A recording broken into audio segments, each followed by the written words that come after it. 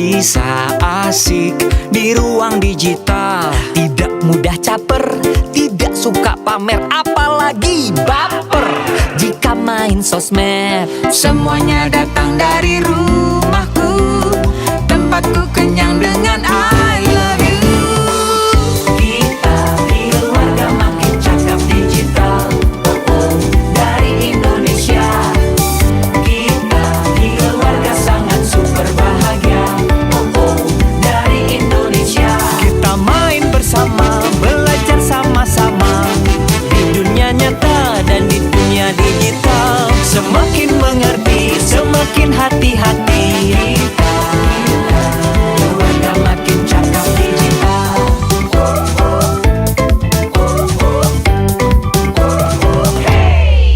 Semua memang sibuk, tapi semua mau punya waktu untuk saling membantu, bekerja sama untuk saling menjaga, berhati-hati menyaring berita. Semuanya datang dari rumahku, tempatku kenyang dengan I love you. I love you. Kita keluarga makin cakap digital, dari Indonesia. Kita keluarga sangat super bahagia, dari Indonesia. We are very super happy family, dari Indonesia. Kita keluarga sangat super bahagia, dari Indonesia. Kita main bersama, belajar sama-sama di dunia nyata dan di dunia digital. Semakin mengerti, semakin hati-hati. Kita keluarga makin cakap digital. Kita keluarga makin cakap digital.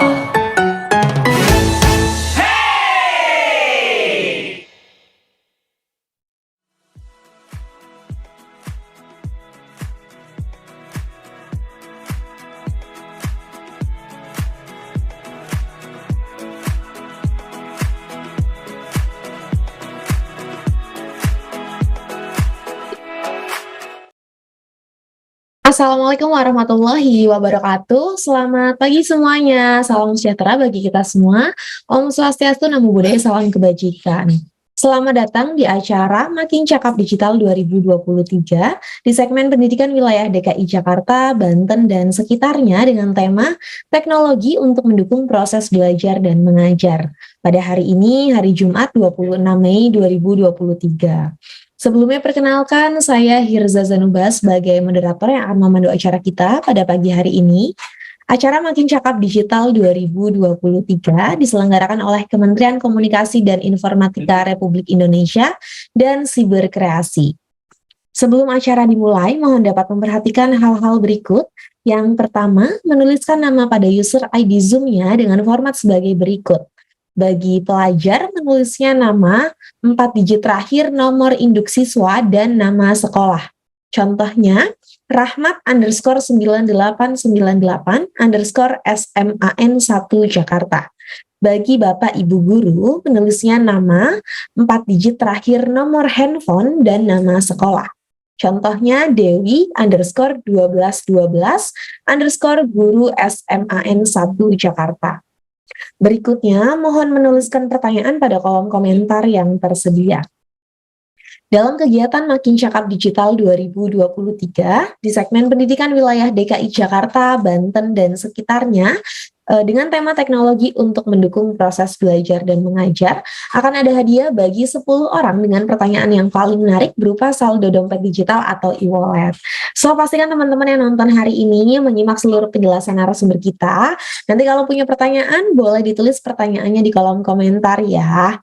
Sebelum kegiatan ini kita mulai, mari kita awali dengan berdoa supaya lancar. Berdoa sesuai dengan agama dan kepercayaan masing-masing dimulai.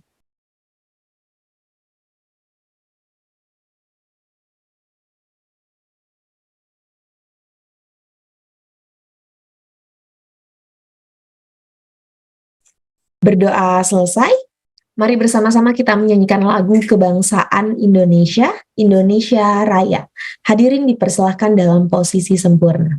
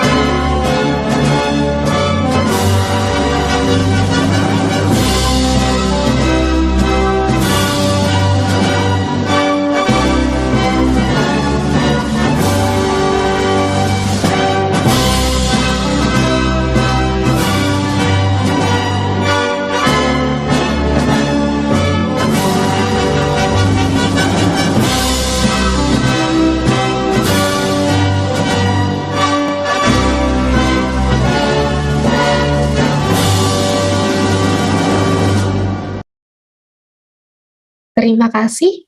Berikutnya, kami persilakan Bapak Samuel Abrijeni Pangerapan selaku Dirjen Aplikasi Informatika, Kementerian Komunikasi dan Informatika Republik Indonesia untuk memberikan kata sambutan. Waktu dan tempat kami persilakan. Assalamualaikum warahmatullahi wabarakatuh. Salam sejahtera, Om Swastiastu, Namo Buddhaya, salam kebajikan, salam sehat bagi kita semua. Bapak, Ibu tamu undangan, dan para narasumber yang saya hormati, juga rekan-rekan peserta kegiatan program literasi digital nasional dengan hashtag Indonesia Makin Cakap Digital. Merupakan suatu kebanggaan bagi saya pribadi untuk turut hadir dan membuka kegiatan kelas literasi digital, khususnya bagi rekan-rekan komunitas, media, serta para pemangku kepentingan majemuk lainnya di seluruh wilayah Indonesia termasuk wilayah 3T. Melalui kegiatan kali ini, izinkan saya untuk menyampaikan sepatah dua patah kata yang saya harap dapat menjadi bara semangat untuk Bapak Ibu sekalian dalam bergandengan tangan mewujudkan Indonesia Makin Cakap Digital. Bapak Ibu hadirin yang terhormat, pesatnya perkembangan teknologi yang semakin terpacu dengan adanya pandemi COVID-19 telah mendorong kita untuk berinteraksi dan melakukan berbagai kegiatan aktivitas di ruang digital. Kehadiran teknologi digital sebagai bagian dari kehidupan bermasyarakat inilah yang kian mempertegas bahwa kita sedang berada di era percepatan transformasi digital. Pada awal tahun 2022 ini, Hotsuite dan VR Social melaporkan bahwa jumlah pengguna internet di Indonesia telah mencapai 204,7 juta orang atau meningkat 2,1 juta dari tahun sebelumnya. Saya yakin angka ini akan terus meningkat dari tahun ke tahunnya. Namun, masifnya penggunaan internet di Indonesia harus kita akui membawa serta berbagai risiko, seperti penipuan online, hoax, cyberbullying, dan konten-konten negatif lainnya. Oleh karena itu, peningkatan penggunaan teknologi ini perlu diimbangi dengan kapasitas literasi digital yang mumpuni, agar masyarakat dapat memanfaatkan teknologi digital dengan produktif, bijak, dan tepat guna. Survei nasional literasi digital yang kami lakukan tahun lalu menemukan bahwa saat ini indeks literasi digital masyarakat Indonesia masih berada pada angka 3,49 dari skala 5, yang artinya masih di kategori sedang, belum mencapai kategori baik. Angka ini perlu terus kita tingkatkan, dan menjadi tugas kita bersama untuk membekali masyarakat kita dengan kemampuan literasi digital agar selalu siap dalam mengawal percepatan transformasi digital nasional. Bapak Ibu yang saya hormati, Kementerian Kominfo mengembang mandat dari Presiden Joko Widodo sebagai garda terdepan dalam memimpin upaya percepatan transformasi digital bangsa Indonesia. Dalam mencapai visi dan misi tersebut, Kementerian Kominfo memiliki peran sebagai regulator, fasilitator, dan akselerator di bidang digital di Indonesia. Dalam rangka menjalankan salah satu mandat tersebut terkait pengembangan SDM digital, Kementerian Kominfo bersama Gerakan Nasional Literasi Digital Cyberkreasi serta mitra dan jejaringnya hadir untuk memberikan pelatihan literasi digital yang menjadi kemampuan digital tingkat dasar bagi seluruh lapisan masyarakat Indonesia. Berbagai pelatihan literasi digital yang kami berikan berbasis 4 pilar utama, yaitu kecakapan digital, budaya digital, etika digital, dan keamanan digital. Hingga tahun 2021 lalu, program literasi digital ini telah berhasil menjangkau lebih dari 12 juta masyarakat di 514 kabupaten kota pada 34 provinsi di seluruh Indonesia. Bapak, Ibu, dan hadirin yang saya hormati, peningkatan literasi digital masyarakat adalah pekerjaan besar. Oleh karena itu, kami tidak dapat bekerja sendiri. Diperlukan kolaborasi yang baik agar tidak ada masyarakat yang tertinggal dalam proses percepatan transformasi digital ini. Prinsipnya adalah nobody left behind. Untuk itu, apresiasi saya ucapkan kepada semua pihak yang telah bekerja sama dalam menyelenggarakan kelas literasi digital pada hari ini. Saya berharap kegiatan ini dapat mendorong terciptanya talenta-talenta digital baru di Indonesia yang lebih berkualitas dan siap dalam membantu mewujudkan Indonesia Digital Nation. Demikian sambutan yang dapat saya sampaikan. Selamat mengikuti kegiatan, tetap semangat, dan semoga Tuhan Yang Maha Esa menyertai langkah kita bersama dalam memajukan Indonesia. Indonesia terkoneksi, semakin digital, semakin maju. Salam literasi digital. Wassalamualaikum warahmatullahi wabarakatuh. Om Santi Santi Santi Om.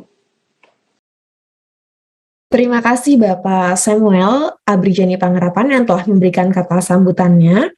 Selanjutnya kami persilakan Bapak Ujang Arifin MPD GR selaku staf pengajar SMA Negeri 1 Serang untuk memaparkan materinya. Kepada Bapak Ujang Arifin, waktu dan tempat kami persilakan.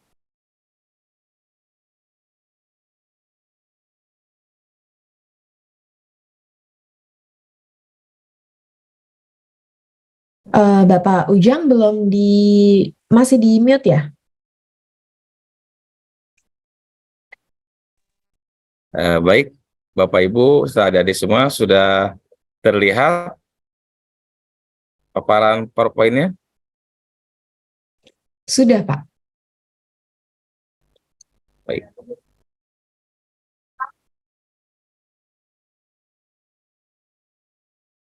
Baik, kita mulai saja.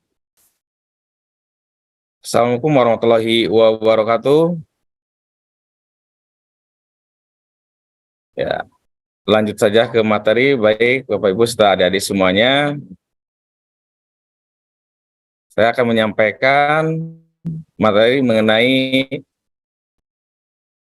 bijak dan cerdas berinternet, yaitu tentang etis bermedia digital dalam menggunakan proses belajar mengajar.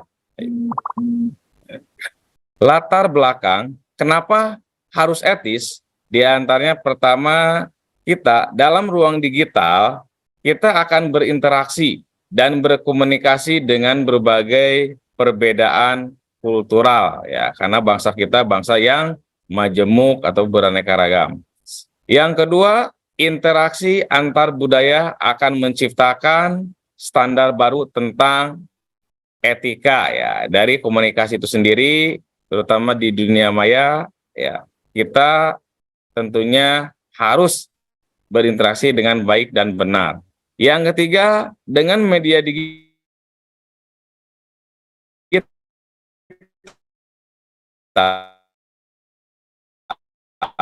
Pak Ujang, halo, suaranya terputus ya, Pak?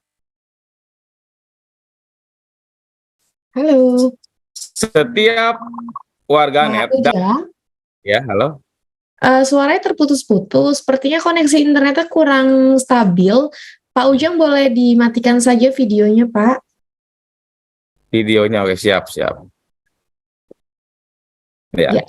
sudah. Baik, Baik, lanjut. Pak. Ya, yang keempat, mereka dengan berbagai cara membangun hubungan lebih jauh dan berkolaborasi dengan orang lain. Dan yang kelima, segala aktivitas digital di ruang digital dan menggunakan media digital memerlukan etika digital. Baik, lanjut. Ruang lingkup etika digital. Pertama, kesadaran. Maksudnya yaitu kita melakukan sesuatu dengan sadar atau memiliki tujuan, ya. Jangan sampai kita dalam bermedia sosial itu tidak sesuai atau di luar nalar kita, seperti itu. Kemudian yang kedua, harus memiliki integritas, yaitu kejujuran, menghindari plagiat. Yang ketiga, tanggung jawab, kemauan menanggung konsekuensi dari perilaku kita. Share itu harus dipertanggungjawabkan baik secara moral, ya, maupun secara sosial. Dan yang keempat, kebajikan, yaitu hal-hal yang bernilai kemanfaatan, kemanusiaan, dan kebajikan. Lanjut, etika berinternet, yaitu sama dengan tata krama dalam menggunakan internet, yaitu maksudnya kita harus selalu menyadari bahwa kita berinteraksi dengan manusia nyata di jaringan yang lain, bukan sekedar dengan deretan karakter huruf di layar monitor, namun dengan karakter manusia yang sesungguhnya. Berikut 5 prinsip ya. Ya. Di antaranya perhatikan ya dalam berdigital di sini, perhatikan jejak digital. Jangan sampai jejak digital kita ini membuat orang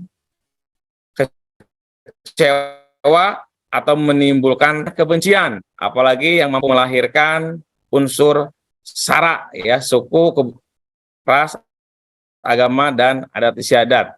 Yang ketiga, jangan berkata kasar atau menulis kata-kata yang kurang berkenan terhadap orang lain. Yang keempat, perhitungkan reaksi yang akan muncul. Ya, nah ini harus kita perhitungkan, jangan sampai kita tidak memperhitungkan. Yang kelima yaitu perhatikan waktu dan durasi menggunakan media sosial. Kita harus berdisiplin, apalagi sebagai pelajar harus disiplin. Di mana kita bermedia sosial, waktunya harus tahu penempatan di mana waktu untuk bermedia sosial, di mana waktu untuk belajar dan lain sebagainya. Lanjut. Teknologi yang mendukung proses belajar mengajar. Nah ini yang tentunya kemarin di era pandemi sudah kita lakukan ya, teknologi digital. Yang pertama, aplikasi penunjang tatap muka online. Ada menggunakan Zoom, menggunakan Microsoft Teams, Google Meeting, WhatsApp, Skype, dan kan materi pendidikan. Nah, ini bisa melalui Rumah Belajar, Google for Education, Microsoft Office 365, Weaver, dan lain sebagainya. Kemudian, yang ketiga, aplikasi menuangkan materi pendidikan secara online. Bisa melalui Google Classroom, 365, dan lain sebagainya. Baik, lanjut. Etika dalam proses belajar mengajar secara online. Nah, etikanya. Etiket berinternet. Kita pertama harus disiplin, yaitu mengikuti kegiatan belajar tepat waktu, yaitu menyalakan di antaranya dan izin jika ingin keluar kelas ya, seperti yang kedua, bahasa. Nah, gunakan bahasa yang sedang ada penjelasan dari guru yang sedang menyampaikan materi. Dan yang ketiga, penampilan ya, agam sebagai siswa walaupun kita tatap maya ya secara online. Artinya di sini tidak sambil makan, minum, dan melakukan aktivitas yang kurang sesuai. Itu harus izin dulu ya, seperti itu, atau tidak dibenarkan. Lanjut, netiquette yang harus ya diterapkan. Nah, ini yang pertama, tidak mengunggah konten yang mengganggu orang lain.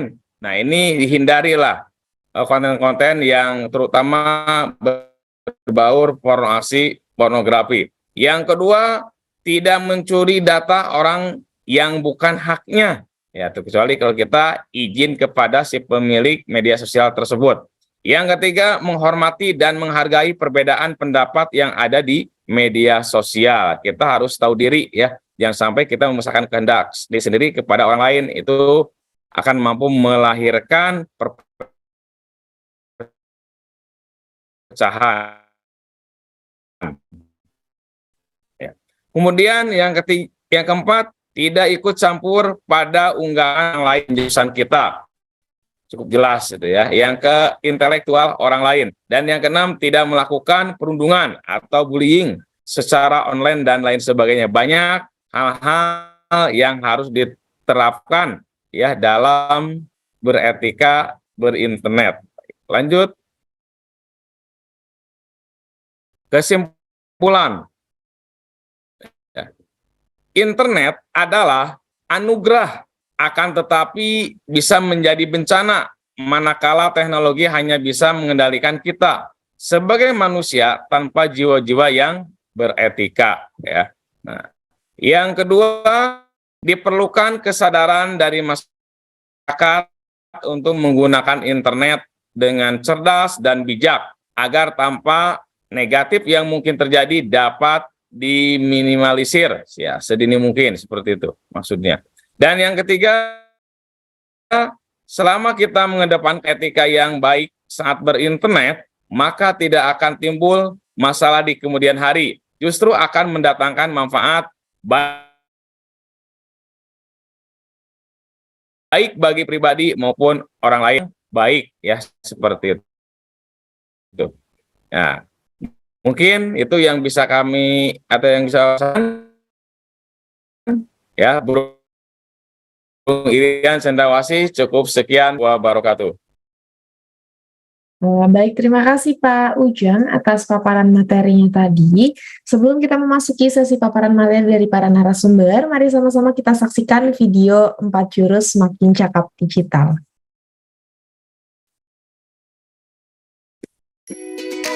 Kita tahu kalau tiap harinya di internet itu banyak masalah.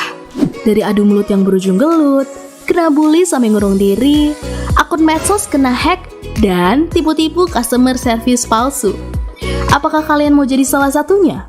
Tentunya enggak kan? Makanya, inilah 4 jurus andal biar makin cakap digital. Buat mulanya, inilah jurus pertama.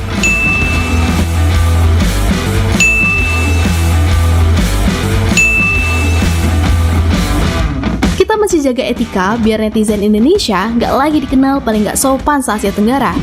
Bayangin etika di dunia maya itu sama pentingnya kayak dunia nyata.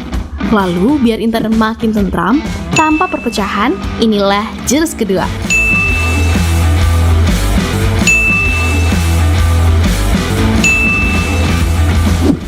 Terapin nilai-nilai Pancasila biar dunia maya nggak jadi medan perang. Saat dasar budaya kuat, kita jadi bisa menempatin dunia digital sampai maksimal.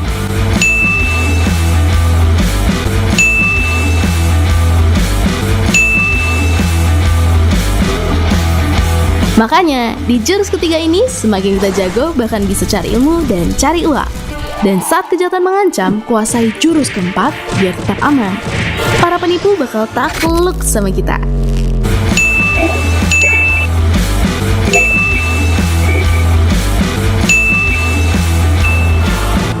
Jadi, siap untuk menguasai jurus-jurus biar cakap digital?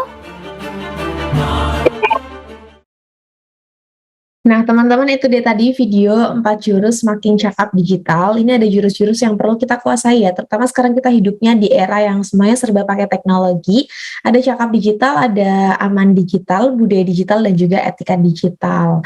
Teman-teman perlu ketahui bersama juga ya, kalau dunia digital sama dunia maya itu sebenarnya sama aja.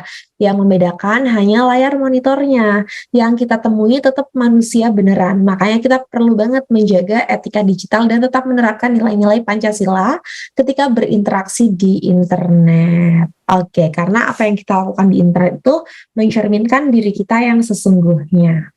Nah, pada kesempatan ini, Makin Cakap Digital 2023, di segmen pendidikan wilayah DKI Jakarta, Banten, dan sekitarnya, kita akan membawakan topik teknologi untuk mendukung proses belajar dan mengajar. Untuk mengasah digital skills-nya, netizen asyik nih tentang pentingnya kecakapan digital dalam berinteraksi di internet. Oleh karena itu, pada sesi hari ini kita akan membahas secara lengkap dan menyeluruh dari 3 aspek. Yang pertama ada kecakapan digital, keamanan digital, dan juga budaya digital. Selama kurang lebih 2 jam ke depan, kegiatan Makin Cakap Digital 2023 di segmen pendidikan wilayah DKI Jakarta, Banten, dan sekitarnya akan menghadirkan pembicara yang memang ahli di bidangnya masing-masing. Pembicara akan berbagi ilmu dan juga informasi tentang literasi digital. Saya akan perkenalkan pembicara kita hari ini. Yang pertama kita punya Bapak Aldi Triwahyudi, beliau merupakan instruktur Yale Communication. Yang kedua kita punya Bapak Aris Saifullah, beliau merupakan security engineer. Dan yang terakhir kita punya Ibu Vera Rosmawati, Beliau merupakan instruktur edukasi for ID. Wah, keren-keren semua ya narasumber hari ini. Pastikan teman-teman menyimak penjelasan mereka. Kalau punya pertanyaan untuk para narasumber, boleh ditulis ya pertanyaannya di kolom komentar yang tersedia. Nanti kita akan bahas saat sesi Q&A. Oke, kita masuk ke narasumber yang pertama. Beliau sudah hadir bersama kita hari ini. Langsung saja kita sambut Bapak Aldi Triwahyudi. Halo, selamat pagi Pak Aldi, apa kabar? Halo, selamat pagi Mbak Irza. Apa kabar Mbak Irza?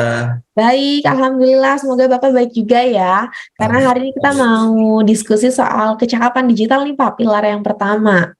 Ya, benar Mbak. Oke, mungkin nanti di paparannya Pak Aldi akan dibahas ya bagaimana sih menjadi seorang yang cakap dalam memanfaatkan teknologi terutama untuk proses belajar dan mengajar nih buat teman-teman kita yang nonton hari ini. Nanti teman-teman mau disimak paparan dari Pak Aldi, kalau gitu langsung saja kami persilakan Bapak Aldi Triwahyudi untuk memberikan paparannya mengenai tema teknologi untuk mendukung proses belajar dan mengajar dari pilar kecakapan digital. Waktunya 15 menit, silakan Bapak. Oke, terima kasih Mbak Irza selaku moderator. Baik, saya izin share screen.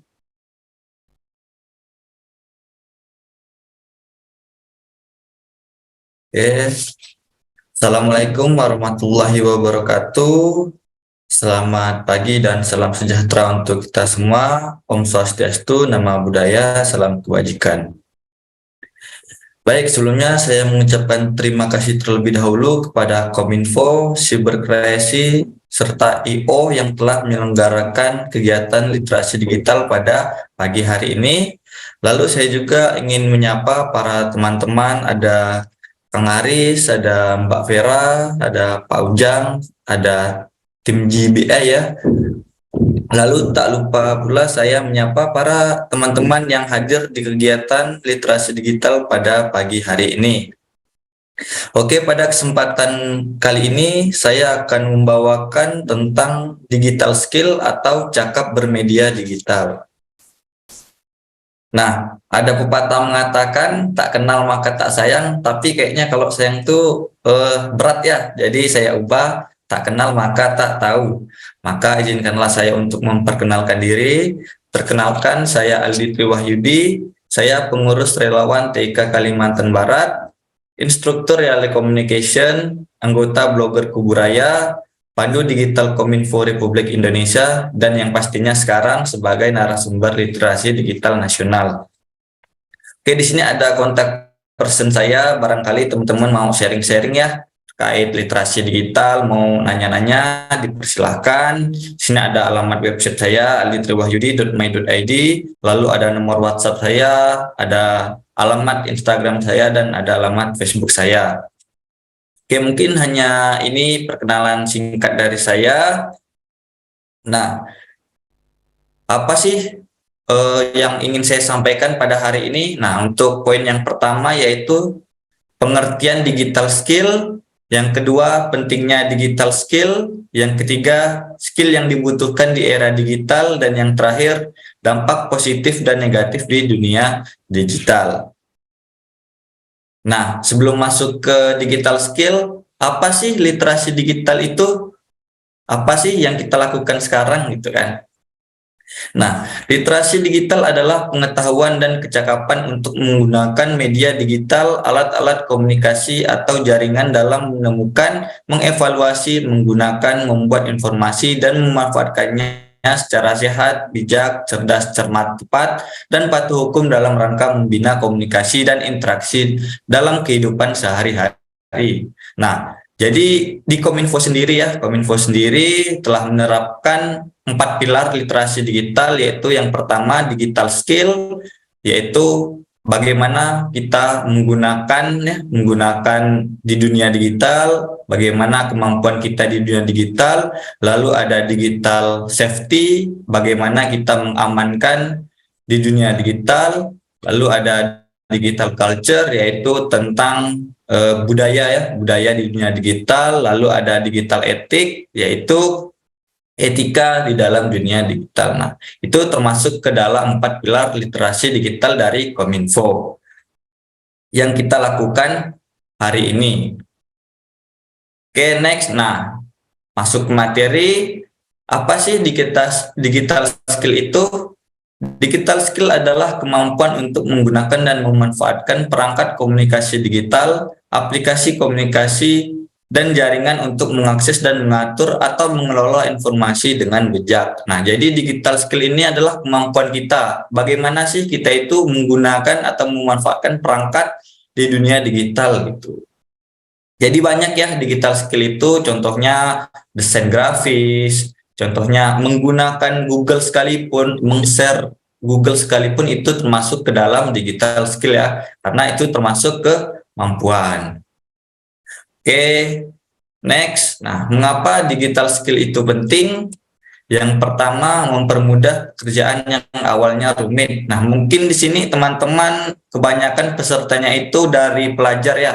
Di sini teman-teman sudah pasti merasakan yang dimana ketika ada PR dari guru, nah teman-teman nggak pusing lagi nih, nggak pusing lagi mau ngerjainnya susah, bingung, sedangkan di buku pun susah nyarinya jawabannya kan. Akhirnya teman-teman menggunakan Google untuk mengerjakan PR teman-teman. Nah, jadi PR teman-teman yang awalnya itu rumit dikerjakan dengan adanya Google atau dengan adanya internet. Nah, teman-teman itu bisa mempermudah PR teman-teman gitu. Jadi, poin yang pertama, mengapa digital skill itu penting, yaitu mempermudah pekerjaan yang awalnya rumit. Oke, lalu yang kedua, mempercepat proses yang awalnya membutuhkan waktu yang cukup lama. Nah, ini sama ya, contohnya seperti contoh yang nomor 1, yaitu mempercepat proses yang awalnya membutuhkan waktu yang cukup lama. Nah, kalau kita udah ngerjakan PR nih, itu kan pasti lama ya, bingung gimana harus ngerjainnya gitu kan. Gimana kita mau buka-buka buku. Nah, itu kan waktu yang cukup lama ya untuk mencari jawabannya. Nah, dengan adanya internet, nah kita tinggal buka Google, tinggal kita tulis soalnya lalu keluar jawabannya. Nah, jadi itu mempercepat proses yang awalnya membutuhkan waktu yang cukup lama. Lalu yang ketiga, memaksimalkan sumber daya, dana, dan waktu. Nah, kalau teman-teman udah mempunyai skill nih di dunia digital, nah teman-teman itu kalau kerja itu nggak perlu ke kantor gitu. Jadi teman-teman itu menghemat dana. Dana yang dimaksud itu uang. Jadi teman-teman nggak perlu membeli bensin. Jadi teman-teman tinggal kalau bangun tidur, mandi, tinggal ngidupkan laptop. Jadi nggak perlu tuh beli bensin gitu. Lalu yang kedua, memaksimalkan sumber daya waktu. Nah, jadi yang awalnya teman-teman kerja misalkan ke suatu daerah, dengan adanya digital skill teman-teman itu menghemat waktu gitu. Yang awalnya harus pergi ke kantor, yang awalnya harus pergi ke perusahaan. Nah, dengan adanya digital skill teman-teman itu bisa bekerja di rumah. Jadi nggak ada tuh yang namanya pergi ke kantor gitu. Jadi tinggal buka laptop lalu kerja. Jadi itulah mengapa digital skill itu penting. Yang ketiga ini yaitu memaksimalkan sumber daya, dana, dan waktu. Lalu dan yang terakhir, kalau kita udah ngelakuin semua nih, yaitu maka kita akan meningkatkan produktivitas. Oke, itulah mengapa digital skill itu penting. Oke, next. Nah, apa skill yang dibutuhkan di era digital? Ada soft skill dan hard skill. Apa sih soft skill itu? Soft skill adalah keahlian yang lebih bersifat subjektif namun sangat penting dalam membangun hubungan dan berinteraksi dengan orang lain. Nah, contohnya apa sih? Yang pertama, copywriting. Nah, ini pekerjaannya itu copywriting, membuat artikel, beriklan melalui tulisan, cerpen, dan lain sebagainya. Mungkin teman-teman di sini tahu yang namanya blogger mungkin ya. Blogger itu tugasnya ya pekerjaannya itu copywriting, yaitu membuat artikel. Nah, lalu contoh yang kedua dari soft skill yaitu voice over atau public speaking. Nah, contoh pekerjaannya itu podcast, radio, iklan, teater, dubber, dan MC. Nah, sama juga dengan Mbak Irza tadi sebagai moderator ya. Nah, itu masuk ke dalam public speaking. Lalu yang terakhir, untuk contoh soft skill ada digital marketing, yaitu untuk meningkatkan penjualan, mencangkup konsumen lebih luas dan masih banyak lagi. Oke, lanjut ke hard skill. Apa itu hard skill? Hard skill adalah keterampilan yang dapat diukur secara objektif dan dapat dipelajari melalui pelatihan atau pendidikan formal. Nah, ini contohnya pemrograman. Lalu contoh pekerjaan dari pemrograman itu web development, software development, cyber security, dan masih banyak lagi. Mungkin di sini ada teman-teman yang udah mulai atau udah jago ya tentang pemrograman. Nah, teman-teman bisa tuh pilih pekerjaan mana yang cocok, entah itu web development, software development, atau cyber security. Nah, lalu untuk contoh dari hard skill yang kedua ada desain grafis. Nah, ini contoh pekerjaannya itu membuat logo, flyer, banner, editing video, undangan, dan masih banyak lagi. Nah, ini kalau lagi viral kalau kita desain gampang itu menggunakan Canva. Nah, teman-teman tuh bisa menggunakan Canva, membuat logo, menggunakan Canva, lalu membuat flyer, membuat banner. Jadi udah lengkap lah kalau di Canva tuh, teman-teman bisa cek.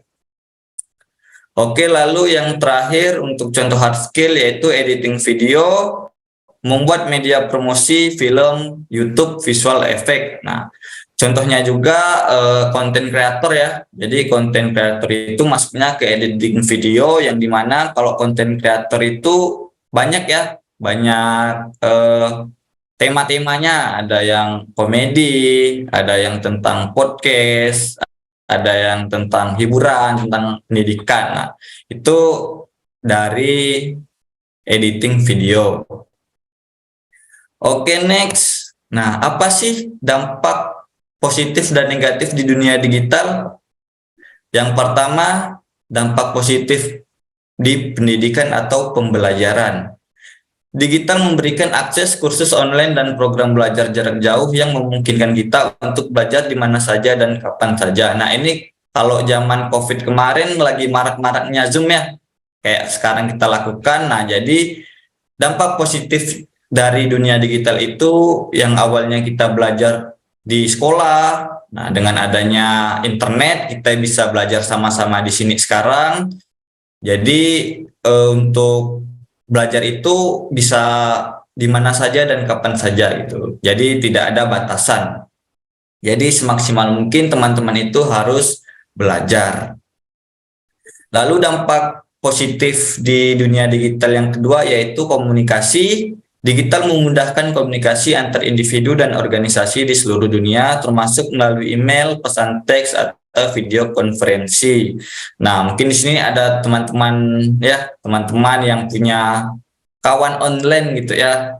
Nah, entah dapatnya di Instagram, di Facebook, di TikTok. Nah, jadi yang awalnya kawan kita itu jauh, misalkan ada yang dari Kalimantan, saya Kalimantan, lalu ada Kang Aris dari Jawa gitu kan. Jadi dengan adanya dunia digital kami bisa saling berkomunikasi gitu. Sama juga seperti contoh sekarang yaitu saya juga bisa berkomunikasi dengan teman-teman.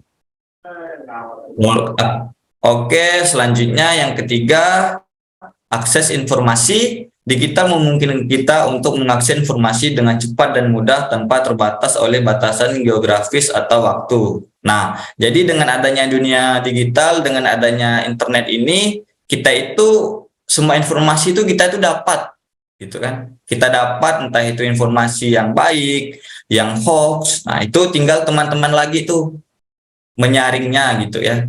Menyaringnya yang mana konten yang bagus, yang mana konten yang jelek atau konten yang tentang hoax. Nah, itu teman-teman bisa mensaringnya gitu.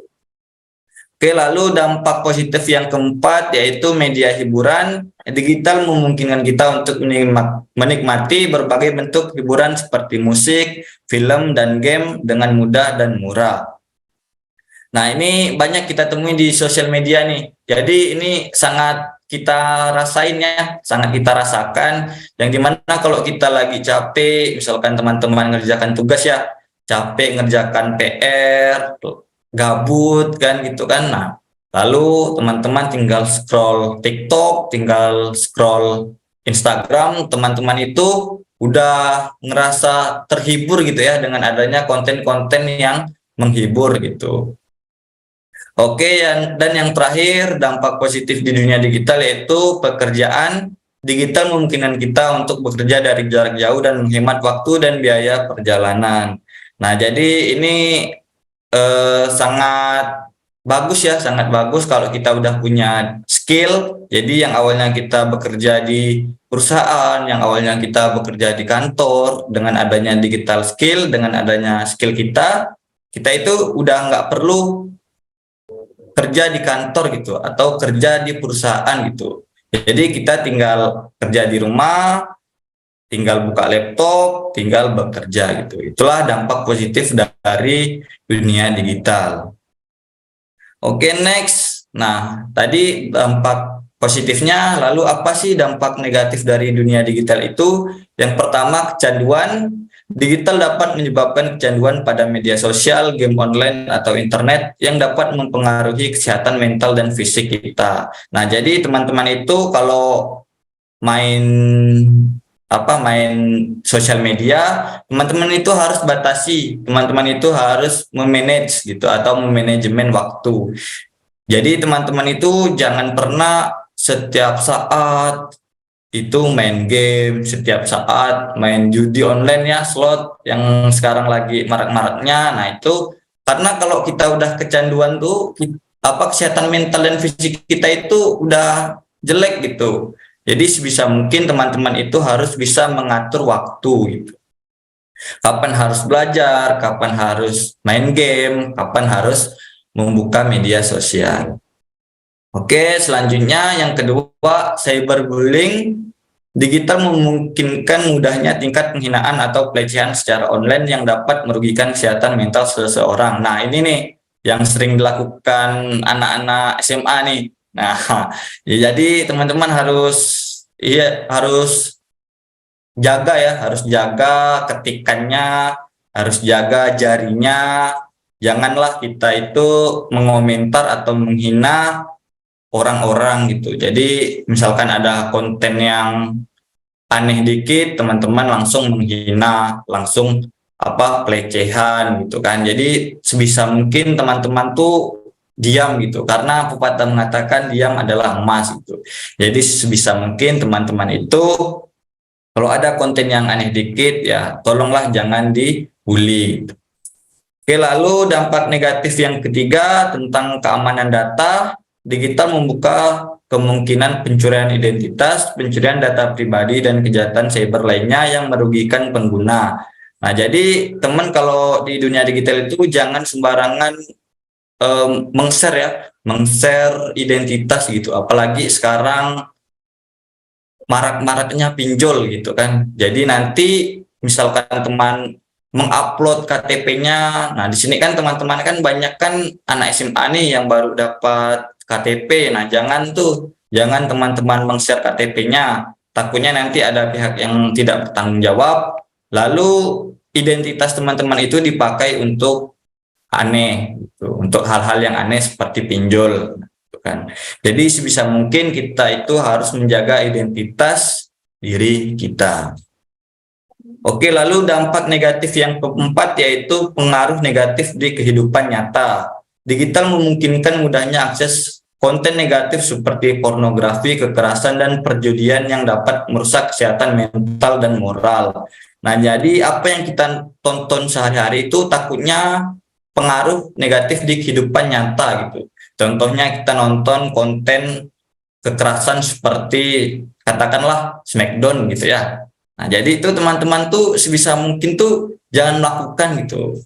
Dan misalkan di Smackdown ya, kita bahas Smackdown, nah itu dia itu ada larangan yang dimana tidak boleh teman-teman lakukan di rumah. Nah, jadi kalau teman-teman mau nonton konten itu ya konten yang positif gitu. Jadi kalau kita nonton konten yang positif itu maka pengaruh positif juga di kehidupan nyata kita. Oke, lalu yang terakhir kurangnya interaksi sosial. digital dapat mengurangi interaksi sosial di dunia nyata dan menyebabkan isolasi dan kesepian. Nah, ini kita lakukan pada saat nyantai biasanya ya. Lagi nongkrong, ada yang sibuk sendiri, ada yang main game, ada yang main slot, ada yang main sosial media. Nah, jadi yang awalnya kita itu niatnya nyantai untuk mengobrol, lalu dengan adanya internet itu kita itu malah asik sendiri gitu. Jadi kita itu udah nggak niat ngobrol lagi gitu. Jadi pada mabar akhirnya pada sibuk sendiri. Nah, itulah kenapa digital dunia digital itu sangat kita waspadai gitu ya. Jadi inilah kelima dampak negatif dari dunia digital. Nah, ini yang teman-teman harus hindari. Gitu teman-teman. Nah, masuk kesimpulan, manfaatkan dunia digital sebaik mungkin, selalu gali dan asah minat potensi yang ada di dalam diri kamu. Teruslah berusaha dan berlatih, jangan pernah ada kata bosan untuk belajar. Oke, mungkin hanya itu yang dapat saya sampaikan. Teman-teman bisa download modul Cakap Bermedia Digital di literasi.id, lalu teman-teman juga bisa follow IG Siberkreasi. Oke, demikian. Sampai jumpa di sesi tanya-jawab. Saya akhiri. Wabillahi taufiq wal hidayah. Assalamualaikum warahmatullahi wabarakatuh. Waalaikumsalam warahmatullahi wabarakatuh. Terima kasih Pak Aldi atas paparannya tadi dari pilar kecakapan digital. Pak Aldi ngomongin soal kecakapan digital, salah satu ciri-ciri orang yang cakap digital itu kan dia up to date ya dengan perkembangan dunia digital, dengan perkembangan yang ada di internet. Nah, menurut Pak Aldi, bagaimana dengan keterbatasan seseorang, misalnya contohnya dia tinggal di pedalaman, yang kurang mendapatkan akses internet? Bagaimana dia bisa mengikuti perkembangan dunia digital yang ada? Oke, mungkin untuk yang pertama bisa melalui lewat pendidikan ya. Nah, jadi lewat pendidikan yang dimana mereka itu misalkan nggak ada jaringan, nggak ada sinyal gitu kan. Nah, itu kan bisa belajar melalui entah itu buku, lalu misal pun tidak ada sama sekali, nah maka ada mungkin bisa tanya ke orang-orang yang lebih paham tentang dunia digital. Mungkin itu sih Mbak Hirza. Oke, jadi tetap Jadi nggak ada batasan lah. nggak ada Batasan batasannya. buat nggak bisa. Oke, baik. Terima kasih Pak Aldi Triwahyudi. Nanti kita ketemu lagi di sesi Q&A ya Pak ya. Oke, sama-sama Mbak Hirza. Teman-teman yang punya pertanyaan untuk Pak Aldi, boleh ditulis pertanyaannya di kolom komentar yang tersedia. Nanti kita akan bahas di sesi Q&A. Sebelum kita lanjut ke narasumber yang kedua, saya mau remind dulu nih untuk netizen asyik Indonesia. Jangan lupa untuk mengisi link daftar hadir. Caranya gampang. Pastikan teman-teman di sini sudah melakukan pendaftaran atau registrasi secara online pada link s.id/litik Jakarta Banten 070 dan mengisi link daftar hadir yang dapat diakses di s.id/litik Jakarta Banten 070 absen. Nanti sertifikat elektroniknya akan kami kirimkan ke email masing-masing setelah acara ini selesai. Oke, kita lanjut ke narasumber yang kedua. Langsung saja kita sambut Bapak Aris Saifullah. Halo, selamat pagi Pak Aris, apa kabar? Halo, selamat pagi Kak Hirza. Suara saya terdengar? Terdengar jelas Bapak, suaranya aman. Oke, siap. Oke, Bapak hari ini kita mau bahas soal pilar yang kedua ya, ngomongin soal keamanan digital. Mungkin kan ini teknologi makin maju, malingnya makin pinter ya Pak ya. Nanti di paparannya Pak Aris akan dijelaskan apa saja sih hal-hal yang harus kita waspadai kalau kita sering berinteraksi dalam dunia digital, supaya kita lebih aware ya terhadap kejahatan-kejahatan digital yang terjadi. Kalau gitu langsung saja kami persilakan Bapak Aris untuk membagikan paparannya dari pilar keamanan digital. Waktunya 15 menit, silakan Bapak. Oke, terima kasih Kak Hirza. Terima kasih, selamat pagi buat teman-teman semuanya, buat narasumber. Halo Bang Aldi, kita ketemu lagi. Kita terakhir ketemu waktu di Pontianak ya, pas waktu acara Festik. Halo juga Bu Vera, salam kenal, dan Pak Ujang, salam hormat dari saya. Izin saya share screen untuk paparan saya.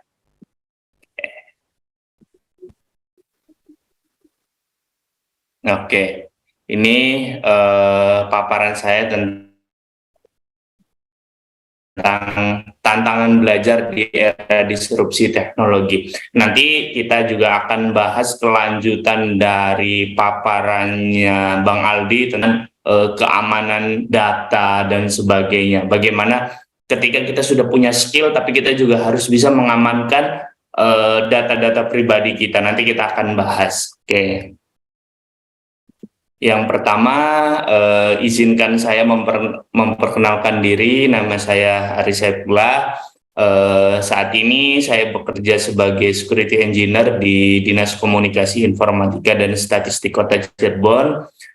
Saya juga sebagai co-founder dari zeotech.co.id dan selain bekerja profesional sebagai security engineer, saya juga ikut mengabdikan kemampuan-kemampuan saya di relawan TIK Kabupaten Cirebon.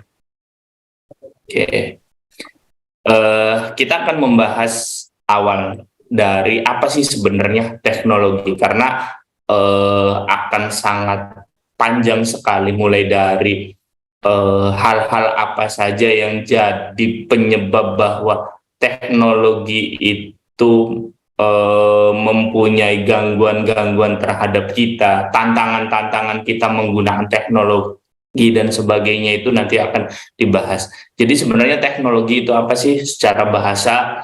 Jadi teknologi itu berasal dari bahasa Yunani, yaitu teknologia, dan merupakan gabungan dari tekne dan logos. Tekne berarti seni atau kemampuan, sedangkan logos berarti science of study. Nah, dalam Kamus Besar Bahasa Indonesia, teknologi adalah seluruh sarana untuk menyediakan barang-barang yang dibutuhkan bagi kelangsungan dan kenyamanan hidup manusia. Jadi teknologi itu bukan hanya berbasis IT sebenarnya. Kalau zaman dulu roda bulat, yaitu teknologi yang tugasnya adalah mempermudah hidup manusia. Dengan ditemukannya roda, jadi akan mempercepat kinerja seseorang. Nah, makin ke sini teknologi itu makin bervariasi, ya, dengan banyaknya perkembangan-perkembangan di bidang IT. Bahkan yang sekarang lagi ngetren itu adalah teknologi AI dan sebagainya. Nanti kita akan bahas. Oke, konvergensi teknologi. Konvergensi teknologi mungkin teman-teman di sini yang masih sekolah nggak tahu nih hubungan antara ballpoint dengan kaset. Itu hanya kalangan kami biasanya yang memang sudah perkembangan teknologinya dari awal. Jadi hubungan antara pensil dengan kaset tape itu ya untuk menggulung ketika pitanya amburadul. Nah, dulu kita memerlukan tape, terus memerlukan TV, memerlukan telepon dalam bentuknya yang tidak ringkas. Jadi kalau kita butuh recorder film, ya kita menggunakan kamera. Tapi pada saat dengan perkembangan teknologi, dengan adanya konvergensi teknologi, semuanya itu sudah ada di dalam genggaman kita. Kita untuk nonton TV sudah ada di handphone kita. Kita untuk nelpon sudah ada di handphone kita. Radio dengan untuk video dan sebagainya itu bahkan sudah ada di genggaman kita. Itulah yang namanya konvergensi teknologi, akibat dari perkembangan teknologi yang makin hari makin pesat dan jadi lebih baik lagi.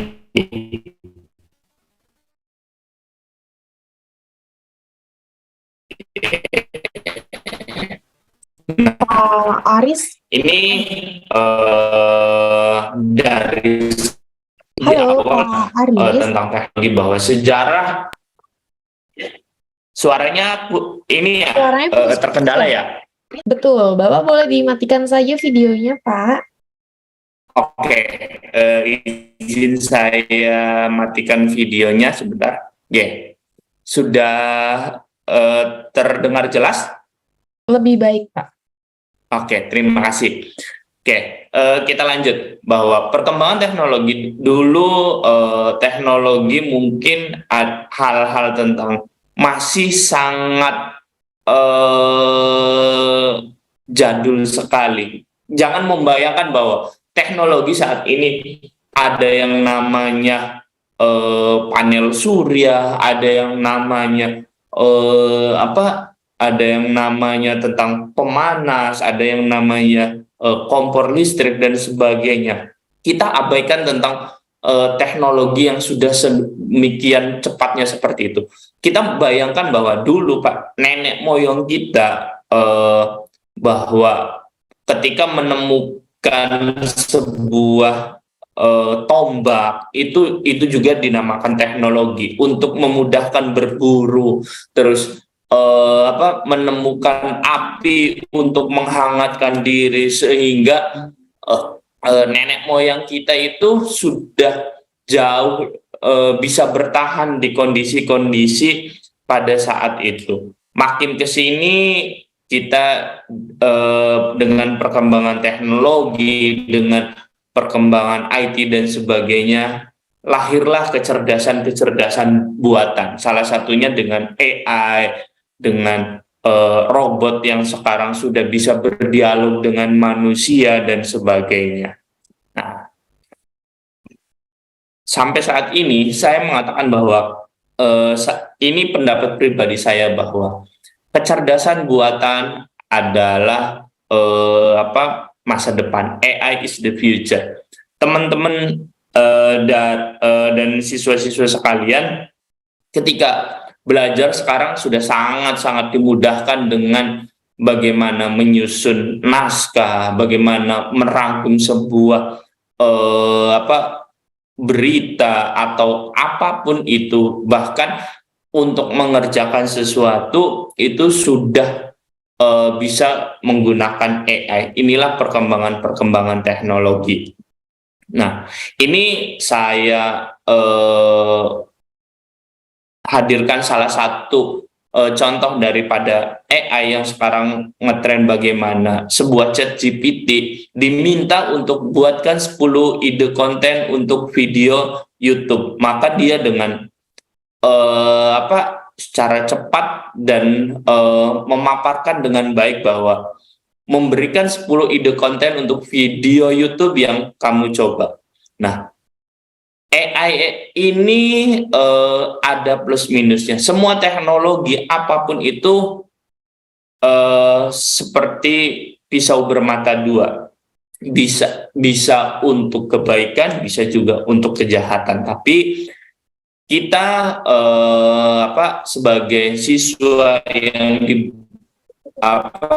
dibekali kemampuan beretika dan sebagainya, tentu saja kita seharusnya bisa memanfaatkan teknologi ini jauh lebih baik untuk kehidupan kita. Oke.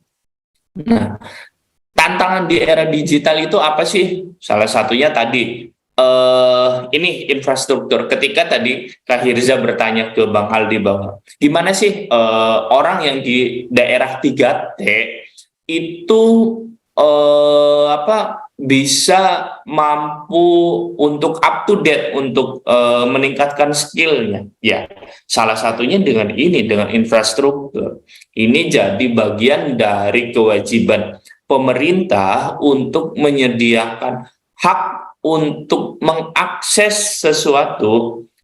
Mungkin nanti tentang bagaimana hak masyarakat di dunia digital nanti akan diterangkan juga oleh Ibu Vera tentang bagaimana hak-hak kita di dunia digital, salah satunya hak untuk mengakses sesuatu.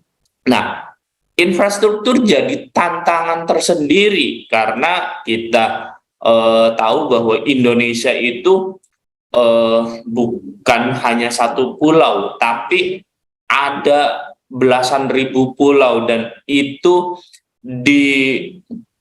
dikelilingi dan dipisahkan oleh lautan yang jaraknya enggak 1 kilo 2 kilo. Nah, infrastruktur jadi tantangan tersendiri bagaimana pemerintah harus bisa menyediakan akses internet bagi masyarakat di daerah pedalaman. Terus yang kedua, tentu saja tantangan di era digital itu skill, termasuk bagaimana skill kita untuk yang sudah diterangkan oleh Bang Aldi tadi.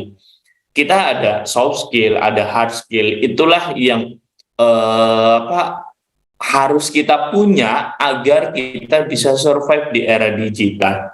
Saat ini bagi masyarakat yang memang hidupnya sudah sangat tidak bisa beradaptasi dengan kemampuan di era digital, mau nggak mau ya setidaknya dia punya soft skill untuk bisa berkomunikasi dan bisa manajerial orang-orang yang punya hard skill agar dia juga bisa tetap survive seperti itu. Jadi skill bagaimana berkomunikasi, skill bagaimana kita untuk memimpin itu tetap dibutuhkan di era digital di saat kita kesusahan untuk mempunyai hard skill. Terus yang selanjutnya apa sih tantangan di era digital? Biaya, tentu saja. Ini biaya. Kita jangan berbicara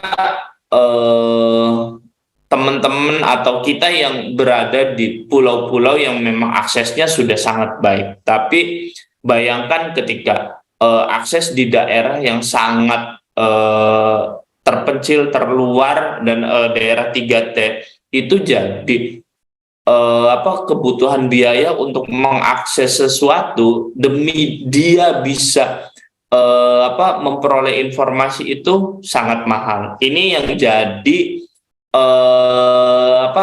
tantangan-tantangan selain infrastruktur, skill, yaitu selanjutnya adalah biaya. Nah, ini tantangan di era digital selanjutnya apa sih? Jelas perubahan teknologi. Perubahan teknologi ini ada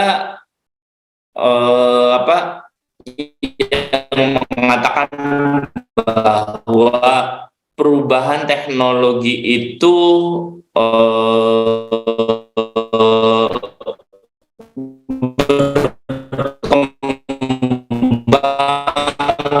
Halo, Pak. Setiap tahun itu 2 kali lipat kecepatannya.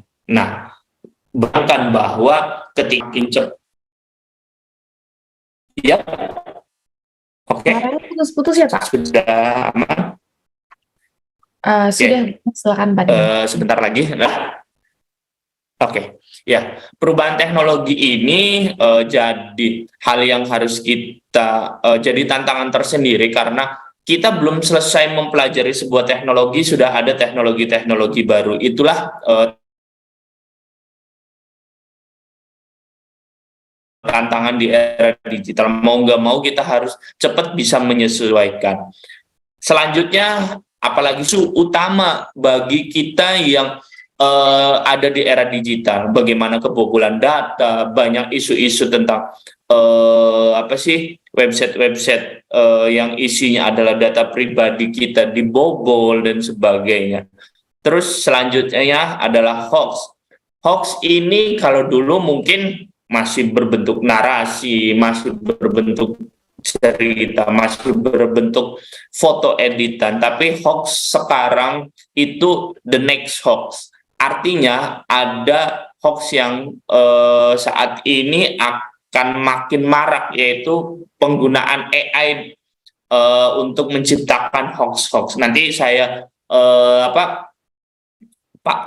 perlihatkan salah satu contoh hoaxnya. Yang ketiga, adab. Ini jadi tantangan banget ketika masyarakat, teman-teman, siswa dan sebagainya sudah sangat mengerti teknologi, tapi di area disrupsi tadi, bahwa seperti yang Bang Aldi bilang bahwa kita berkomunikasi dengan lawan kita di dunia maya itu ya sama dengan kita berkomunikasi dengan orang pada saat itu juga hadap-hadapan. Nah, salah satunya ya adab. Kita jangan pernah ngerasa bahwa di internet mah kita nggak pernah tahu orangnya jauh, jadi bisa berkata sesukanya dan sebagainya. Hey, jangan salah, di internet itu ada yang namanya jejak digital. Itu yang seperti tadi Pak Ujang bilang, jejak digital itu tidak akan bisa hilang. Teman-teman juga harus sadar bahwa ketika menuliskan status-status yang bernada rasis, cyberbullying dan sebagainya, itu akan tercatch di internet, jadi tidak akan hilang, dan ini akan mempengaruhi teman-teman di kemudian hari. Bisa saja ketika teman-teman melamar kerja dan HRD-nya memeriksa jejak digital teman-teman, ternyata teman-teman pernah melakukan bullying, pernah menghina, pernah rasis dan sebagainya. Akhirnya kesempatan untuk bekerja teman-teman hilang hanya gara-gara jejak digital itu. Nah, ini isu-isu dari privacy menyambung tentang yang tadi bahwa ada kebocoran data pribadi sejumlah guru di Kabupaten Tangerang contohnya terkena imbasnya. Nah, data-data pribadi ini yang harus sangat-sangat disadari bahwa pada saat di dunia digital, data pribadi adalah data paling berharganya teman-teman. Data yang perlu sangat harus dijaga sekali. Karena bisa saja data pribadi teman-teman itu digunakan untuk hal-hal yang tidak baik, contohnya dengan pinjaman online, dengan memperburuk citra teman-teman di dunia digital. Apa saja itu bisa terjadi dengan tereksposnya privacy kita.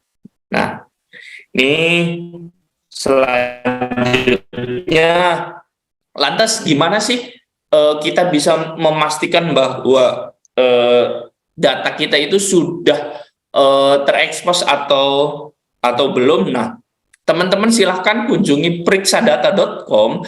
Di situ silahkan tuliskan emailnya teman-teman. Apakah teman-teman emailnya teman-teman itu pernah kehack atau belum? Nanti akan dilihat, misal pernah daftar di canva.com, terus emailnya teman-teman itu karena Canva itu pernah kehack dan datanya itu pernah dipublikasikan. Jadi bagi teman-teman yang menggunakan Canva, silahkan diganti passwordnya, silahkan dicek untuk email teman-teman di periksadata.com. Ketika sudah, website ini, website Canva, website ini yang saya pernah mendaftar ternyata pernah kebobolan, silahkan diganti. Seperti itu. Oke, selanjutnya. Nah, ini masa depan hoax. Masa depan hoax ini sudah menggunakan AI, sudah menggunakan kecerdasan buatan. Sekarang kalau dulu tanpa screenshot bisa dinyatakan hoax, ternyata sekarang screenshot itu sudah bisa dibikin dengan teknologi AI, sudah ada toolsnya. Jadi jangan mudah percaya dengan sekarang yang namanya screenshot atau bahkan video sekalipun. Video sekarang itu sudah ada. Izin saya play. Ini saya ambil dari salah satu yang diupload menggunakan teknologi AI dengan menyertakan wajah Pak Jokowi yang sedang bersenandung. Nah, ini salah satu teknik-teknik hoax. Mungkin di 2024 bagi teman-teman yang akan baru memilih, menentukan hak pilihnya, yuk sama-sama memberantas hoax. Jangan mudah percaya terhadap isu-isu di sana yang menjelekkan kubu satu, kubu lainnya dan sebagainya. Kita sama-sama riset terhadap apapun di dunia internet itu tidak pernah ada yang 100% benar. Jadi yuk bareng-bareng kita lebih aware terhadap hoax-hoax yang akan marak di tahun-tahun berikutnya. Karena hoax yang di tahun-tahun berikutnya itu akan menggunakan teknologi yang jauh lebih canggih lagi dengan menggunakan AI. Oke, mungkin dari saya sebagai closing statement itu, tenang saja, teknologi itu tidak akan menggantikan manusia, tapi manusia yang tidak menggunakan teknologi akan tergantikan. Oke, Assalamualaikum warahmatullahi wabarakatuh. Sampai ketemu di Q&A. Baik, terima kasih Pak Aris atas paparannya tadi dari pilar keamanan digital. Ngomongin soal keamanan digital nih Pak, akhir-akhir ini kan banyak sekali nih penipuan, terutama biasanya sih modusnya kirim paket atau kirim undangan atau eh, situs-situs prakerja gitu ya Pak ya, yang pembagian kuota gratis segala macam. Nah, untuk menghindari hal-hal seperti ini, menurut Bapak solusinya apa ya? Karena kebanyakan korbannya ini orang-orang yang masih awam tentang dunia digital. Biasanya disebarin di grup-grup WhatsApp keluarga gitu.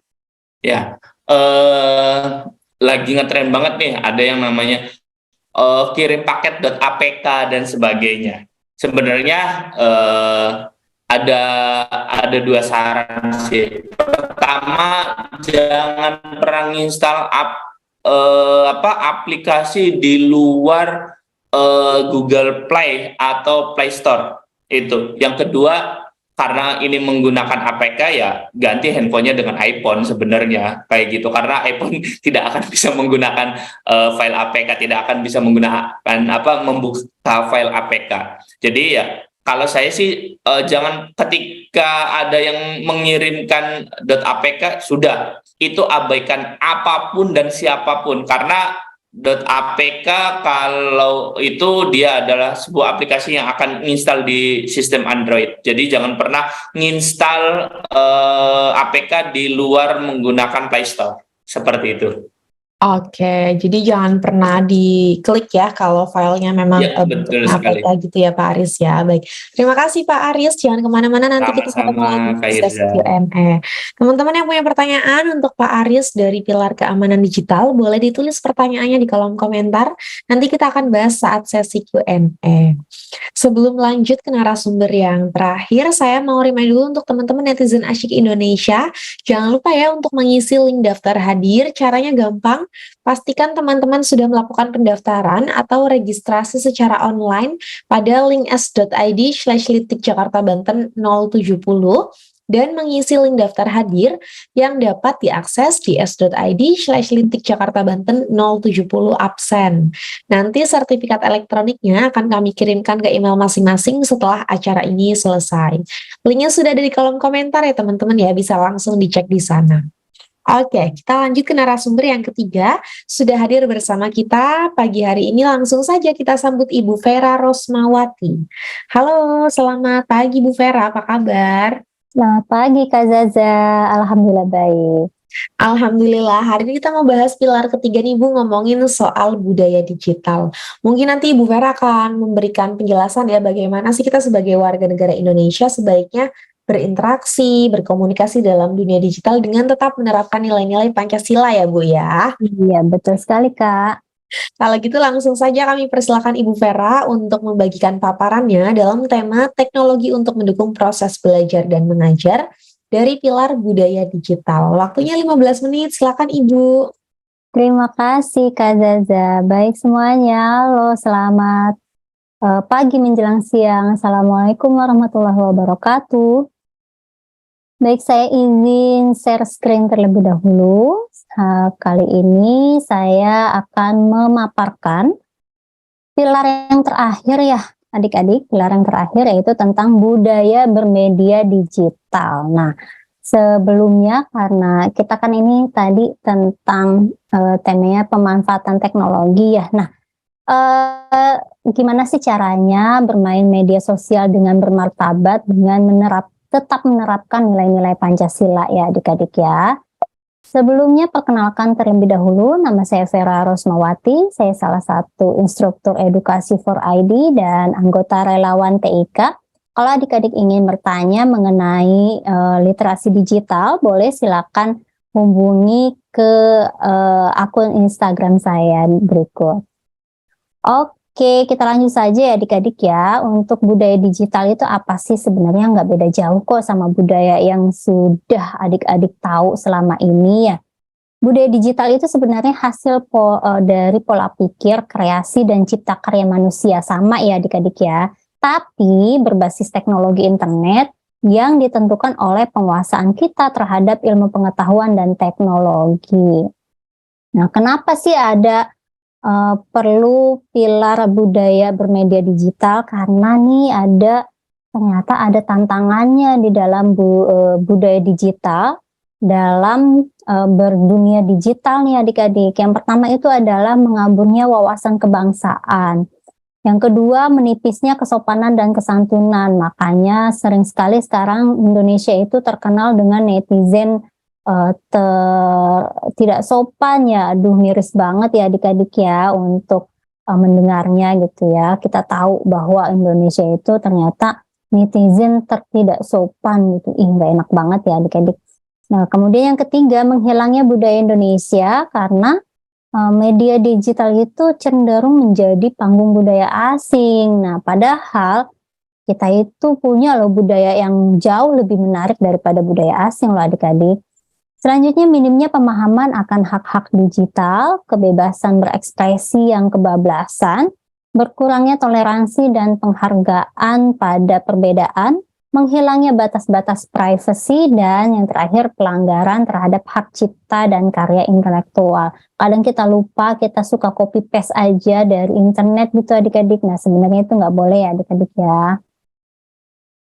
Nah, ini juga nih adik-adik, kenapa harus ada budaya bermedia digital? Karena ternyata 79,5% dari populasi yang ada di Indonesia itu adalah pengguna media sosial dengan rata-rata usianya di 18 tahun ke atas ya. Nah, mungkin adik-adik ini salah satunya gitu. Bahkan mungkin adik-adik ini usianya di bawah 18 tahun nih sebenarnya nih adik-adik. Nah, karena begitu banyaknya pengguna media sosial, maka perlu adanya pilar budaya bermedia digital. Untuk kompetensinya, kompetensi budaya bermedia digital itu merupakan kemampuan kita nih, kemampuan individu dalam membaca, menguraikan, membiasakan, memeriksa, dan membangun wawasan kebangsaan, nilai-nilai Pancasila dan Bhinneka Tunggal Ika dalam kehidupan sehari-hari, termasuk dalam bermain media sosial. Apa saja ruang lingkupnya? Yaitu yang pertama budaya digital, budaya Pancasila, yang kedua digitalisasi budaya, yang ketiga mencintai produk dalam negeri, dan yang keempat hak-hak digital. Oke, nah tadi saya diminta untuk menjelaskan hak-hak digital nih, tapi adik-adik kali ini saya akan menjelaskan dulu nih satu ruang lingkup saja, yaitu tentang budaya digital, budaya Pancasila. Kenapa kita nggak mau Indonesia itu terkenal dengan netizen terburuk ya, tidak sopan ya, gitu ya. Nah, inilah adik-adik, kenapa sih? Karena Indonesia ini dikenal sebagai negara kepulauan dengan ribuan suku bangsa yang tersebar dari Sabang sampai Merauke. Nah, setiap suku bangsa ini punya kebudayaan dan prakteknya masing-masing. Inilah hasil dari sejarah panjang yang membentuk negara ini ya adik-adik ya. Selanjutnya, menurut KBBI, kebudayaan itu artinya adalah sebagai hasil kegiatan dan penciptaan batin atau akal budi manusia seperti kepercayaan, kesenian, dan adat istiadat. Jadi sangat banyak sekali nih ruang lingkupnya. Nah, selanjutnya ini saya ada data nih adik-adik nih dari Indonesia balik.id. Di Indonesia itu yang tercatat ada 1.340 suku bangsa, ada 2.500 bahasa daerah, ada 6 agama. Ini yang tercatat ya adik-adiknya. Berarti ini kita sangat majemuk sekali. Nah, untuk membahas, untuk menanggulangi kemajemukan kita, maka perlu adanya Pancasila dan Bhinneka Tunggal Ika. Ini yang penting untuk menengahi kemajemukan yang ada di Indonesia. Nah, tapi Kak, kan ada nih, kita pernah nih ada era reformasi loh Kak. Nah, itu kan banyak perubahannya. Betul sekali, reformasi itu membawa banyak perubahan ya adik-adik ya. Tapi tetap saja nilai-nilai Pancasila dan Bhinneka Tunggal Ika itu mutlak harus menjadi rujukan dalam berbangsa dan bernegara yang plural. Selanjutnya apa aja sih budaya digital dan budaya Pancasila yang harus diterapkan? Nah, ini ada dua nih adik-adik. Yang pertama, menjadikan nilai-nilai Pancasila dan Bhinneka Tunggal Ika sebagai landasan dalam kecakapan digital. Nah, adik-adik tadi udah diajarin tuh gimana cakap bermedia digital ya, dalam menggunakan gadgetnya, aplikasinya, kayak gitu. Yang kedua, itu mewujudkan nilai-nilai Pancasila dan Bhinneka Tunggal Ika sebagai panduan karakter dalam beraktivitas di ruang digital. Jadi bagaimanapun nilai-nilai Pancasila dan Bhinneka Tunggal Ika itu wajib kita terapkan baik di dunia nyata maupun di dunia digital. Ini ada nilai-nilai Pancasila dan Bhinneka Tunggal Ika di ruang digital yang harus kita terapkan ya adik-adik ya. Nah, yang pertama itu adalah nilai utamanya cinta kasih. Ngapain aja sih kita harus saling menghormati perbedaan kepercayaan di ruang digital nih. Bahkan mungkin kita tidak perlu tuh menanyakan lagi, agamanya apa sih gitu. Nggak perlu lagi tuh sebenarnya untuk menanyakan agama. Kenapa? Kita tuh harus saling menghormati.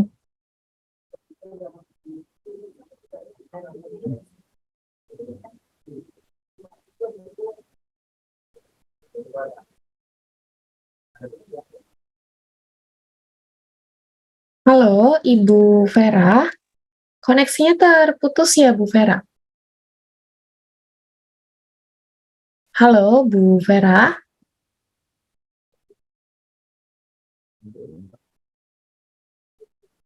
Sepertinya koneksi dari Ibu Vera terputus ya, teman-teman ya. Kita sambil Oke, sambil menunggu Ibu Vera, saya mau remind juga nih buat teman-teman netizen asyik Indonesia ya, jangan lupa untuk mengisi link daftar hadir terlebih dahulu nih, sebagai syarat untuk mendapatkan sertifikat elektronik. Linknya sudah ada di kolom komentar, tapi yang pertama pastikan teman-teman sudah melakukan pendaftaran dulu ya, atau registrasi secara online pada link s.id/litik Jakarta Banten 070, dan mengisi link daftar hadir yang dapat diakses di s.id/litik Jakarta Banten 070 absen. Nanti sertifikat elektroniknya akan dikirimkan ke email masing-masing setelah acara ini selesai. Nah, buat teman-teman yang punya pertanyaan juga boleh ditulis pertanyaannya di kolom komentar ya, karena akan ada hadiah bagi 10 orang dengan pertanyaan yang paling menarik. Oke, Ibu Vera sudah kembali nih. Hai Ibu Iya. Vera. Halo, mohon maaf mati listrik tadi. Oke, sudah aman sekarang ya Bu? Oke, sudah aman ya. Baik, kalau begitu boleh langsung dilanjutkan Ibu paparan materinya tadi. Oke, kita lanjut ya adik-adik. Saya izin share screen lagi. Oke, ini kita lanjut ya adik-adik ya. Nah, ini untuk nilai-nilai Pancasila dan Bhinneka Tunggal Ika ya adik-adik. Yang pertama itu cinta kasih, saling menghormati perbedaan kepercayaan. Yang kedua adalah kesetaraan, memperlakukan orang lain dengan adil dan manusiawi di ruang digital. Yang ketiga itu harmoni, mengutamakan kepentingan Indonesia di atas kepentingan pribadi atau golongan di ruang digital. Yang keempat, demokratis, memberikan kesempatan setiap orang untuk bebas berekspresi dan berpendapat di ruang digital. Yang kelima, gotong royong, bersama-sama membangun ruang digital yang aman dan etis bagi setiap pengguna. Nah, ini sebenarnya sudah diterapkan nih dalam kurikulum Merdeka, yaitu karakter Pancasila. Nah, apa saja sih yang menjadi tolak ukurnya? Yaitu sama seperti tadi, sama seperti sila-sila yang ada di Pancasila. Nah, kurikulum Merdeka ini memberikan kebebasan kepada adik-adik, ya kepada siswa untuk berkreasi, tapi tetap ya adik-adik harus beretika. Nah, kemudian ini ada nih, saya juga ada data nih, etika bermedia sosial dengan nilai-nilai Pancasila nih adik-adik ya. Nah, ada apa saja sih sebenarnya? Yang pertama itu meneguhkan peran media sosial, memberikan edukasi, kebinekaan, dan moderasi beragama. Menjadikan media sosial menjadi sarana penyebarluasan narasi untuk menguatkan wawasan keberagaman dan kebangsaan. Kemudian mengutamakan sikap sadar etika dan moral dalam melakukan interaksi dan komunikasi, mengutamakan norma kesantunan, mengutamakan nilai-nilai kemanusiaan, menjadi pelopor dan agen dalam menyebar budaya, kemudian membangun budaya kritis dan dalam merespon informasi melalui media sosial, menjadikan media sosial itu sebagai arus utama untuk konten yang berorientasi pada nilai kemajuan dan kearifan lokal, mengutamakan media sosial untuk menghentikan ujaran kebencian, mengutamakan nilai universal agama sebagai komitmen untuk menegakkan keadilan, kebenaran, kejujuran, integritas, memperkuat kerjasama antar lembaga keagamaan dan menolak ujaran kebencian, kemudian memperkuat peran tokoh agama perempuan dalam menolak ujaran kebencian, mengutamakan peran keluarga dan institusi pendidikan dalam menggunakan media sosial yang bertanggung jawab, dan yang terakhir mendorong dan mendesak negara menjadi katalisator dan regulator dalam penegakan norma etika komunikasi publik. Nah, ini kita sudah melakukan pembelajarannya ya, literasi digital ini. Nah, ini contohnya ya adik-adik ya, contoh peran nyatanya nih yang ternyata selama ini adik-adik itu tidak sadari. Apa sih? Nah, adik-adik pernah mendapatkan tugas kelompok, membahas suatu materi, kemudian didiskusikan dan dipresentasikan di depan kelas. Ada yang suka males nih, kenapa sih harus tugas kelompok lagi, presentasi lagi gitu kan ya. Nah, ternyata ada manfaatnya nih ke adik-adik ya. Yang pertama itu menumbuhkan kerjasama karena ada banyak ide-ide antara satu individu dengan individu lain itu harus dijadikan satu. Yang kedua menjalin komunikasi jelas ya adik-adik ya, yang namanya juga diskusi. Yang ketiga mengajarkan kolaborasi. Nah, ini untuk mencapai satu tujuan ya adik-adik. Yang keempat memperkuat motivasi, dan yang terakhir dalam presentasi itu mengenalkan jiwa kewirausahaan. Nah, kenapa manfaat ini semua? Ini harapannya sebenarnya adalah generasi adik-adik nih, generasi Z itu mampu berpikir kritis, kreatif, dan inovatif, serta bisa memecahkan masalah, berkomunikasi dengan lebih lancar, serta bisa berkolaborasi dengan sesama. Semua ini bisa terwujud kalau adik-adik itu memiliki kemampuan untuk literasi digital dan pemanfaatannya. Jadi lain kali kalau adik-adik udah dapat tugas seperti ini harusnya lebih senang lagi ya, karena bisa melatih kemampuan adik-adik nih dalam meningkatkan kewirausahaannya. Untuk adik-adik pelajar cerdas yang berliterasi digital nih ya, yang saat ini, yang pertama menggunakan internet dalam menyelesaikan tugas sekolah itu secukupnya ya adik-adik. Ya, jangan apa-apa kita ketergantungan dengan internet gitu. Yang kedua, sesuaikan usia untuk membuat akun media sosial. Kalau belum cukup usianya, terutama yang punya adik di rumah ini dibilang tunggu dulu, jangan dulu bikin akun media sosial gitu.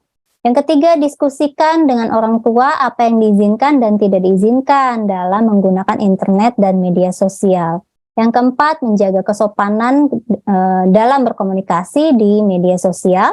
Yang kelima, jangan sungkan saat orang tua mendampingi dalam penggunaan internet dan media sosial. Yang keenam, imbangi waktu menggunakan media digital dengan berinteraksi di dunia nyata. Yang ketujuh, meminta orang tua untuk menggunakan waktu bersama tanpa gadget ya. Yang kedelapan, konten yang ditonton juga harus sesuai dengan usia, harus cermat dalam menyeleksi adik-adik. Yang kesembilan, infokan kepada orang tua games apa saja yang adik-adik gunakan, supaya nanti orang tua bisa tahu nih inti dari permainannya tersebut. Kemudian kita juga bisa gampang, mudah kalau lagi ngobrolin masalah games, orang tua juga bisa nyambung deh. Yang ke-10, berteman juga dengan orang tua dan keluarga di media sosial. Kenapa? Karena adik-adik itu masih menjadi tanggung jawab keluarga. Contoh aksi untuk literasi digital yaitu mewujudkan kesetaraan lewat gerakan digital inklusif. Nah, contohnya itu yang seperti kita lakukan sekarang nih, literasi digital bagi anak-anak, perempuan, lansia, disabilitas, masyarakat 3T, supaya mereka semua itu bisa mendapatkan hak yang sama dalam bermedia digital.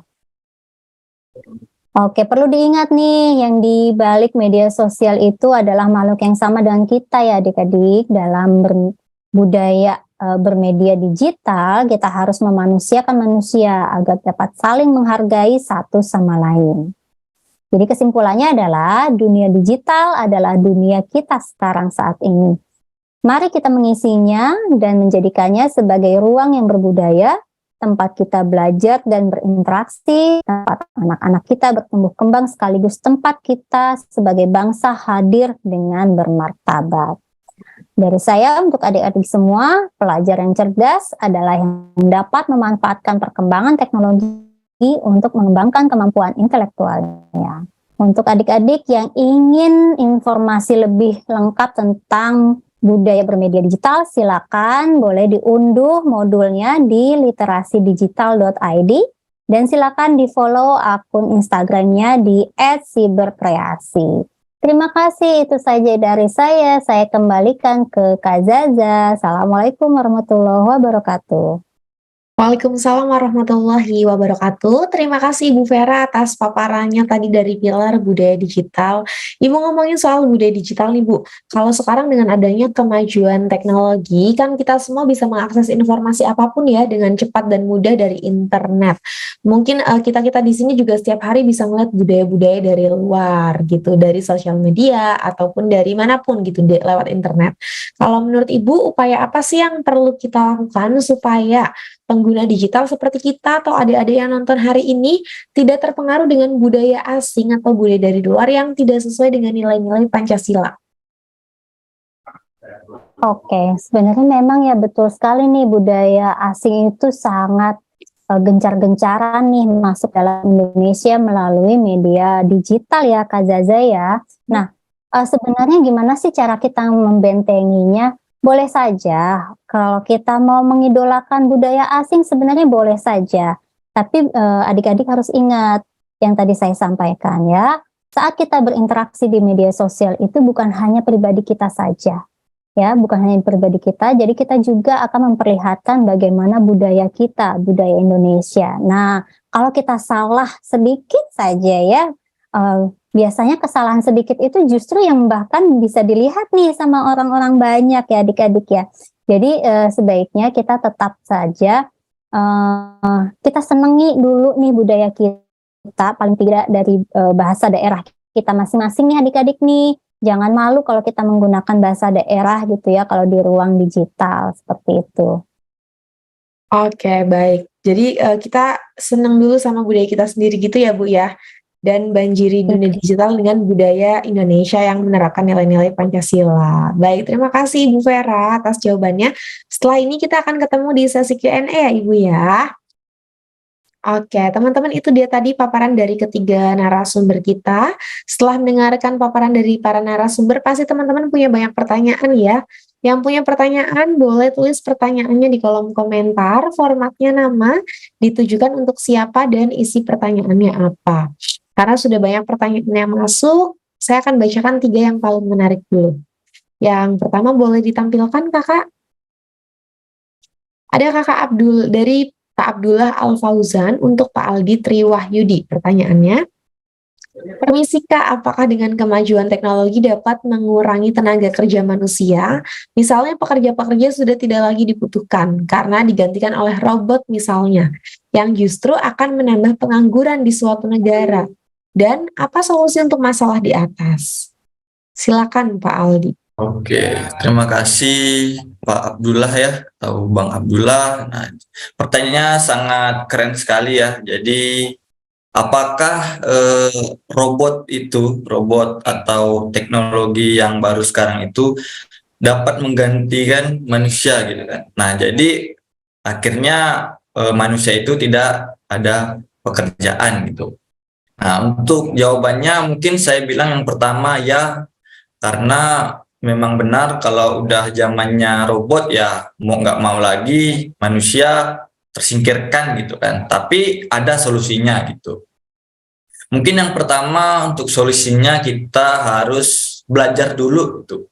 Jadi kita sebelum menghadapi itu kita harus belajar dulu bagaimana kita lebih tahu tentang teknologi gitu. Jadi jangan sampai robot itu mengalahkan pengetahuan kita. Gitu. Itu yang pertama. Lalu yang kedua, mungkin dari pemerintah ada kebijakan untuk para pengangguran akibat robot tadi ya. Jadi pemerintah sebisa mungkin mempunyai kebijakan, yaitu bagaimana kita yang tersingkirkan itu tetap mendapatkan gaji atau upah lah gitu, agar ekonomi Indonesia itu tetap stabil gitu. Mungkin itu sih Mbak Irza, mungkin jawabannya dapat membantu Mas Abdullah tadi. Oke, baik. Terima kasih Pak Al di atas jawabannya. Semoga terjawab ya Kakak Abdullah ya. Kita lanjut ke pertanyaan yang kedua. Dari Kak Iskandar Zulkarnain untuk Pak Aris. Bagaimana pemerintah dapat menjaga kebebasan berinternet dan menghormati hak kebebasan berekspresi sambil mempertahankan kontrol dan keamanan dalam menghadapi ancaman digital di era sekarang ini? Silakan Pak Aris. Oke, terima kasih untuk Pak Iskandar Zulkarnain. Tadi pertanyaannya bagus sekali. Seharusnya memang ini lebih tepatnya dari pemerintah langsung ya yang menjawab tentang bagaimana regulasi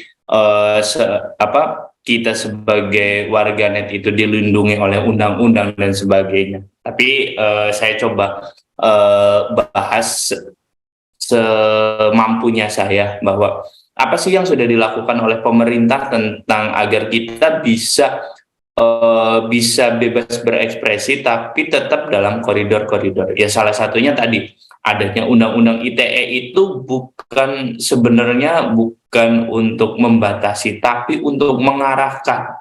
Nah, ini agar undang-undang tersebut tidak mengambil hak-hak orang lain di dunia maya. Kita juga kan ketika bolehlah kita berekspresi segimanapun, tapi ingat bahwa ketika kita sudah ada di dunia maya, kita akan bersinggungan dengan hak-haknya orang lain, dan itulah ketika kita berbenturan hak dengan orang lain di dunia maya, pada dasarnya memang kita sudah melanggar hak-hak orang tersebut di dunia nyata, karena pada saat ini kita hidup ya memang di dunia maya dengan di dunia di dunia yang sekarang kita tinggal itu nggak ada bedanya gitu.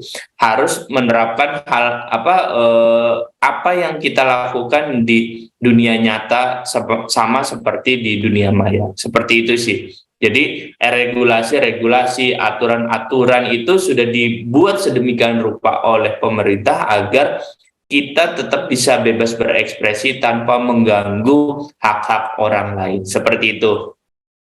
Oke, baik. Terima kasih Pak Aris atas jawabannya. Semoga terjawab ya Kakak ya. Kita lanjut ke pertanyaan yang terakhir. Dari Kavina Kamila untuk Ibu Vera Rosmawati. Bagaimana pendapat Ibu tentang para konten kreator Indonesia yang mengangkat tema yang sebenarnya bertentangan dengan nilai Pancasila dan budaya negara kita? Hanya untuk mendapatkan perhatian viewers dan menjadikan kontennya viral dengan tujuan mendapat engagement atau cuan. Terima kasih. Silakan Ibu Vera. Oke, terima kasih Kak Vina ya yang bertanya ya. Kak Vina atau Vina nih. Oke, memang sekarang banyak sekali ya konten kreator itu yang menampilkan tontonan-tontonan yang penting engagementnya dulu deh, yang penting viewersnya dulu deh yang banyakin, yang penting banyak yang subscribe gitu ya. Tapi mengesampingkan nilai-nilai Pancasila, mengesampingkan bahwa dia salah satu orang Indonesia gitu, mengesampingkan bahwa dia itu mungkin saja apa istilahnya ya, menodai nilai-nilai Pancasila. Nah, menurut saya nih untuk orang-orang yang seperti itu sebenarnya banyak juga kok hatersnya kalau yang bertentangan dengan nilai-nilai Pancasila ya. Sebenarnya banyak juga kok di komentar di kolom komentarnya itu komentar-komentar yang kurang bagus untuk kontennya dia gitu. Bahkan mungkin ada juga yang memberikan pendapat di kolom komentarnya. Jadi, nah kalau untuk kita nih, untuk adik-adik, Gimana caranya supaya kita tidak terpengaruh? Sebenarnya ya kurang-kurangin aja nonton, main gadgetnya, kurangi berinteraksi di media sosial yang tidak perlunya gitu. Hanya ya cukup seperlunya aja kalau kita ingin bermain media sosial. Contoh misalkan kalau ada tugas ya silakan gitu ya. Kadang memang konten-konten yang ada di media sosial juga banyak juga kok yang mendidik, banyak juga informasi-informasi, bahkan mungkin nih adik-adik yang dikiranya tabu nih tentang, mohon maaf nih, tentang kesehatan seksual misalkan gitu ya. Nah itu sebenarnya juga bagus. Kenapa? Karena kadang di dunia pendidikan kita sangat minim sekali untuk mendapatkannya. Nah di media sosial itu banyak yang membahas seperti itu juga. Nah itu bisa kita ambil tuh manfaatnya. Tapi kalau misalkan yang justru apa namanya ya, yang bertentangan dengan nilai-nilai Pancasila, sebenarnya sih nggak banyak juga sih adik-adik ya. Kenapa? Karena ya mereka juga banyak musuhnya gitu, banyak hatersnya gitu. Jadi ya gimana caranya kita untuk menyaring-nyaring informasi aja nih ya adik-adik ya, supaya kita nggak terjerumus, kita nggak ikut-ikutan dengan mereka. Seperti itu adik-adik. Mudah-mudahan bisa menjawab ya. Baik, terima kasih Bu Vera. Semoga terjawab ya Kakak ya. Teman-teman, itu dia tadi pertanyaan dari netizen asyik yang telah disampaikan jawabannya oleh para narasumber kita. Karena semoga jawabannya bisa mewakili seluruh pertanyaan peserta yang ada di Zoom hari ini. Karena sudah tiba juga di penghujung acara nih, saya ingin meminta kembali para narasumber untuk memberikan kiat-kiatnya sebagai closing statement dari masing-masing pilar. Yang pertama saya akan meminta Bapak Aldi, silakan Bapak satu kalimat dari pilar kecakapan digital. Oke, dari saya tentang cakapan digital yaitu manfaatkan dunia digital sebaik mungkin, selalu gali dan asah skill yang kalian miliki, jangan pernah ada kata bosan untuk belajar, dan terus belajar. Baik, terima kasih Pak Aldi. Berikutnya kita dengarkan closing statement dari Pak Aris, silakan Bapak. Oke, untuk closing Pak Aris, suaranya putus-putus ya Pak? statement saya, skill. Boleh video Halo? matikan saja Pak. Oke. Ya.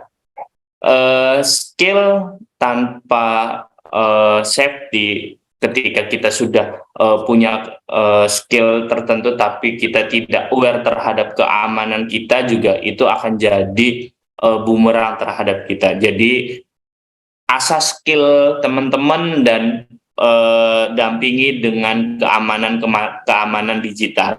Terima kasih. Assalamualaikum warahmatullahi wabarakatuh. Terima kasih Pak Aris. Yang terakhir kita dengarkan closing statement dari Ibu Vera. Silakan Ibu. Oke adik-adik, untuk adik-adik semua nih yang senang bermain media sosial atau bermedia digital, jangan lupa kita itu bukan hanya sendirian di ranah digital. Di ranah digital, apa yang kita tulis, apa yang kita upload, apa yang kita tontonkan, itu menjadi karakteristik kita juga. Bukan cuma kita pribadi, tapi juga bangsa kita. Jadi tetap berhati-hati, tetap bersopan santun di ranah digital. Terima kasih. Terima kasih Bu Vera. Terima kasih kepada para narasumber yang telah memberikan kiat-kiatnya sebagai closing statement dalam tema hari ini, teknologi untuk mendukung proses belajar dan mengajar, yang tentunya sangat bermanfaat bagi teman-teman yang sudah hadir di Zoom hari ini ya. Untuk memperjelas, saya mau kasih resume sedikit untuk diskusi kita hari ini. Internet adalah anugerah teman-teman, tapi bisa menjadi bencana apabila kita tidak bijak dalam memanfaatkannya. Adanya internet ini harusnya bisa memudahkan kita ya untuk menjalankan aktivitas kita sehari-hari. Tapi teman-teman harus selalu ingat kalau secanggih-canggihnya teknologi atau internet seperti dua mata pisau, punya dampak positif dan dampak negatif. Dampak positifnya kita bisa cari tahu apapun dalam waktu yang cepat. Dampak negatifnya banyak kejahatan-kejahatan digital yang terjadi di internet. Makanya kita harus selalu waspada, terutama dalam menjaga data diri atau privasi kita dalam berinteraksi di internet. Yang paling penting jangan percaya pada siapapun ketika kita berinteraksi di internet ya. Dan sebagai warga negara Indonesia yang baik, kita perlu menerapkan nilai-nilai Pancasila sebagai dasar budaya sekalipun berada dalam dunia digital. Karena sejatinya dunia digital dengan dunia maya itu sama aja. Perbedaannya cuma ada di layar monitornya aja teman-teman. Yang kita temui tetap sama-sama manusia yang nyata. Oke, saya ingin mengucapkan selamat ya kepada 10 pemenang saldo dompet digital. Ini 10 orang dengan pertanyaan yang terbaik. Ada siapa aja kakak? Yang pertama ada kakak Irana Dewi, kak Anasya Adrena, kak Muhammad Arafat Rafif Hermansyah, kak Agis Mawar, kak Salahuddin Ayubiha, Kak Vina Kamila, Kak Walyu Marnius, Kak Abdullah Al-Fauzan, Kak Salwa Aulia, dan Kak Iskandar Zulkarnain. Selamat kalian berhak mendapatkan saldo dompet digital atau e-wallet. Bagi para pemenang mohon mengirimkan data yang diperlukan kepada tim admin ya, melalui direct message yang ada di Zoom. Teman-teman, itu dia acara Makin Cakap Digital 2023 di segmen pendidikan wilayah DKI Jakarta, Banten, dan sekitarnya dengan tema teknologi untuk mendukung proses belajar dan mengajar. Sebelum acara saya tutup, saya mau remind lagi sekali lagi buat teman-teman netizen asyik Indonesia, jangan lupa untuk mengisi link daftar hadir. Caranya gampang. Pastikan teman-teman sudah melakukan pendaftaran atau registrasi secara online pada link s.id/litik Jakarta Banten 070 dan mengisi link daftar hadir yang dapat diakses di s.id/litik Jakarta Banten 070 absen. Nanti sertifikat elektroniknya akan kami kirimkan ke email masing-masing setelah acara ini selesai. Kakak boleh dibantu linknya di share di kolom komentar supaya teman-teman lebih mudah. Nanti akan dibantu di kolom komentar ya, teman-teman bisa langsung dicek di sana ya. Oke, terima kasih atas partisipasi netizen asyik Indonesia serta para narasumber kita hari ini. Terima kasih Pak Ujang Arifin, Pak Aldi Triwahyudi, Pak Aris, dan Ibu Vera Rosmawati. Terima kasih atas paparan yang diberikan. Semoga bermanfaat bagi kita semua, terutama dalam literasi digital.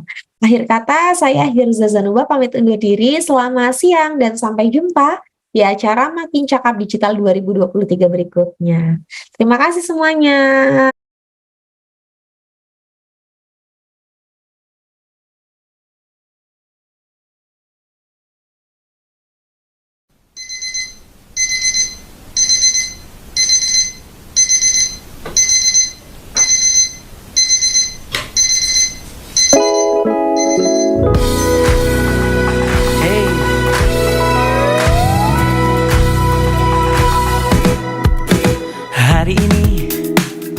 Mulai hari ini, jangan lepas kesempatan di depan mata. Bebas mencari yang jadi inspirasi, bebas mencipta apa yang disuka. Telusuri, terus telusuri, bacakan tanda tanya dalam sanubari. Oh, temukan kuncimu tanpa ragu lagi. Masa depanmu penuh warna-warni. Di dunia maya, kita semua punya cerita. Di dunia maya, kita semua bisa berkarya. Selama dunia masih berputar, Selama hati masih berdebar, semakin cakap kita beri yang terbaik tentunya. Jangan lagi, oh janganlah lagi, tampilkan yang berbeda dengan jati diri. tiada lagi perundungan tak henti. Mari berlari bersama menggapai mimpi.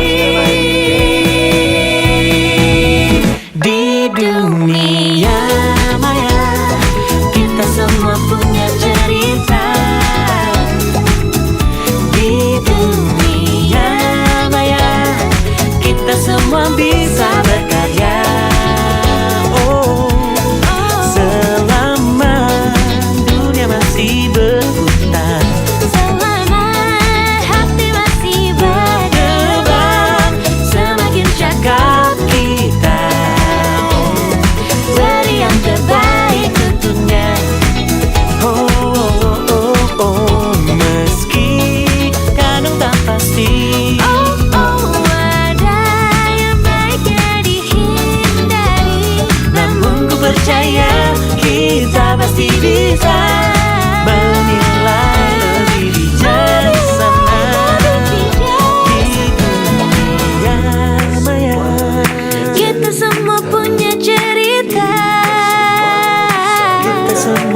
bisa berkarya, punya cerita. bisa berkarya Di dunia maya, di dunia maya. Kita semua punya cerita. Di dunia maya, kita semua bisa berkarya. Oh, selama dunia masih berputar, selama hati masih